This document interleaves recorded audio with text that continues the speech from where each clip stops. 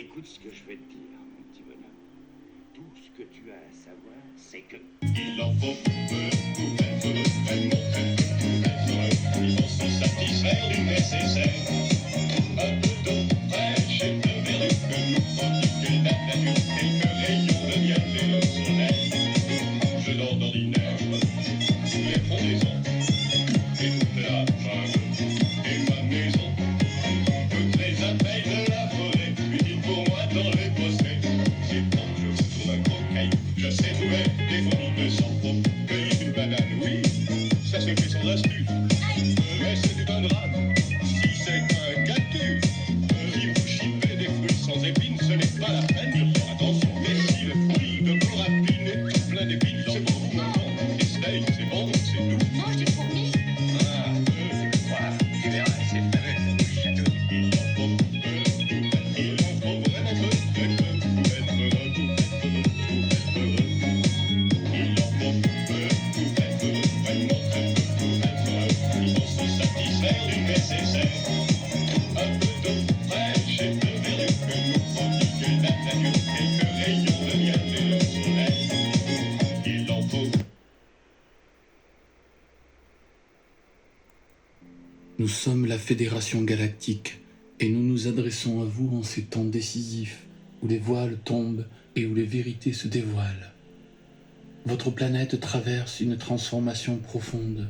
Les bouleversements que vous percevez autour de vous, qu'ils soient climatiques, sociaux ou énergétiques, ne sont que la surface d'un changement bien plus vaste. Ce qui se joue dépasse votre compréhension actuelle, touchant à l'essence même de votre humanité et à votre place dans l'univers.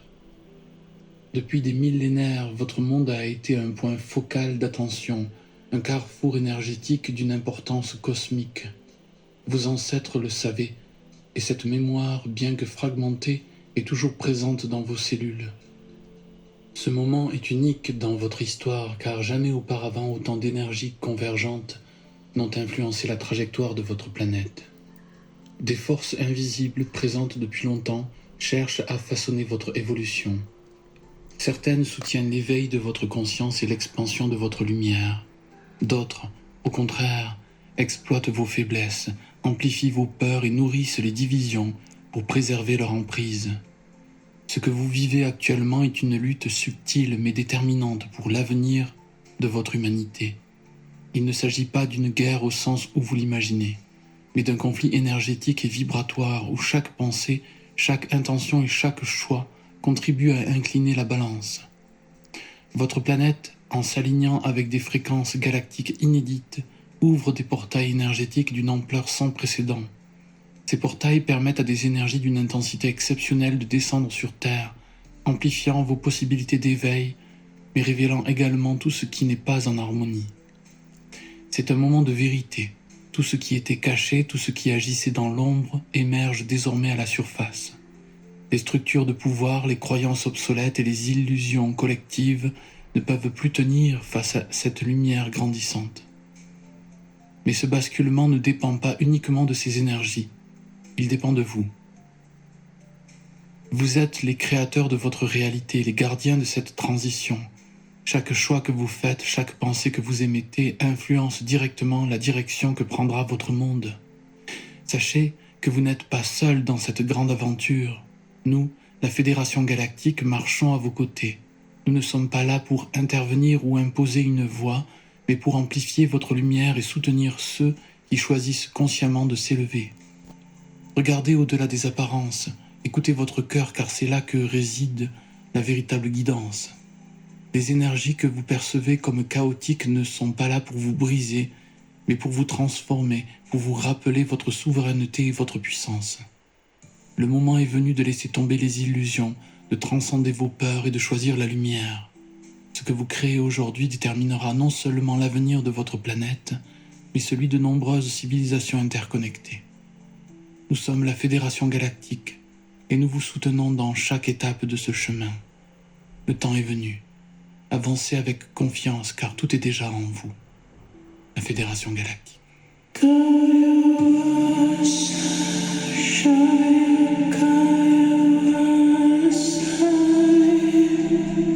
I'm not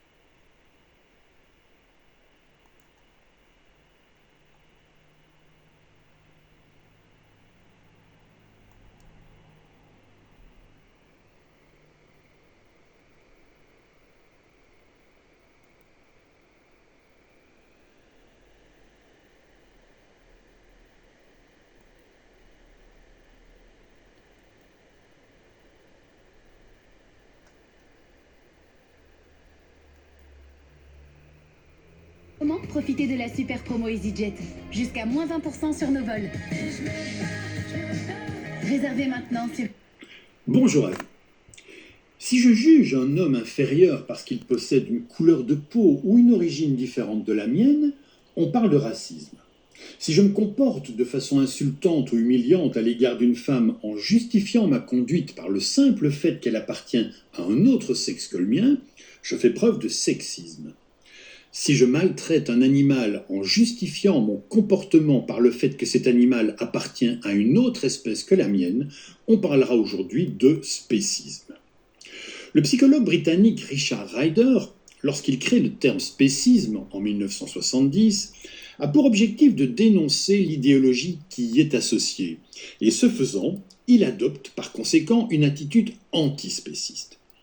Ces deux notions de spécisme et d'antispécisme seront ensuite développées et popularisées 5 ans plus tard par le philosophe australien Peter Singer dans son livre « La libération animale », livre qui est considéré comme un des ouvrages fondateurs pour les mouvements militants pour la cause animale.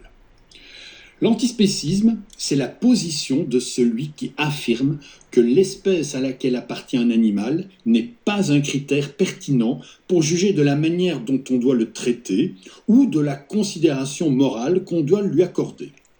C'est l'attitude de celui qui refuse par principe de placer l'espèce humaine au-dessus des autres sur seule base du critère d'espèce. Dans une perspective antispéciste, l'animal a donc des droits. Ça ne veut évidemment pas dire qu'un animal a les mêmes droits qu'un être humain, ni qu'un bébé a la même valeur qu'un petit chien. Considérer que l'animal a des droits, ça veut dire qu'il possède lui aussi certains intérêts, et que son intérêt à rester vivant est supérieur, par exemple, à l'intérêt que je pourrais avoir de déguster sa viande. Ça veut dire qu'un animal est un être vivant sensible, capable donc de ressentir le plaisir et la souffrance, et ça veut dire que si je peux lui éviter de souffrir, je dois le faire. L'antispécisme commande que je prenne en compte les intérêts de tous les êtres vivants, que ceux-ci soient des humains, des chiens, des chats, des dauphins, des vaches ou des cochons. La question morale posée ici n'est pas « est-ce que je mangerais mon chien ou mon chat si je me retrouvais échoué sur une île déserte ?» car le problème ne se pose pas. La question c'est « aujourd'hui, je peux supprimer ma consommation de viande et ainsi réduire la souffrance animale, alors pourquoi ne pas le faire ?» Comme on le voit, l'antispécisme n'est pas seulement un courant de pensée philosophique théorique, c'est aussi une pratique qui va avoir des conséquences importantes sur ma façon d'être et de me comporter, sur mon mode de vie et pas seulement en ce qui concerne ma pratique alimentaire. Concrètement, dans la vie de tous les jours, l'antispéciste est souvent vegan, c'est-à-dire qu'il s'interdit la consommation et l'utilisation de tout produit d'origine animale. Il s'interdit aussi d'utiliser tout produit qui aurait été testé sur des animaux. Et enfin, il est opposé à toute activité ou manifestation qui peut nuire aux animaux. Mais il ne faudrait pas en conclure qu'un vegan est nécessairement antispéciste, ni qu'un antispéciste est obligatoirement vegan. Alors, qu'est-ce qui va les distinguer l'un de l'autre ? Eh bien, là où le véganisme peut parfois être tout simplement le résultat d'une prise de conscience morale individuelle, par exemple le fait de trouver insupportable la souffrance animale, l'antispécisme s'appuie quant à lui sur certains principes philosophiques, comme par exemple le refus de placer l'être humain au-dessus des autres animaux sur seule base du critère d'espèce, des principes qui ont pour conséquence une prise de position politique qui est souvent militante, voire même activiste. Je vais m'opposer à toute attitude spéciste et je vais agir afin de faire changer les choses et les lois. Je vais agir, légalement ou non, pacifiquement ou non. Au risque d'être un petit peu caricatural, on peut dire que le fait de lancer un pavé dans la vitrine d'une boucherie ou le fait de libérer de force des animaux promis à l'abattoir, ce sont des initiatives qui n'ont rien de vegan, mais en revanche, il s'agit d'actions dont les revendications sont antispécistes. Mais laissons de côté le militantisme et l'activisme pour en revenir à un aspect plus proprement philosophique. À l'évidence, On assiste aujourd'hui à une transformation des mentalités, et même à une véritable révolution philosophique, à un bouleversement moral et sans doute politique. La frontière entre l'humain et l'animal devient en effet plus floue, au point de disparaître même progressivement. Et désormais, nous allons sans doute devoir nous habituer à regarder les animaux d'un autre œil.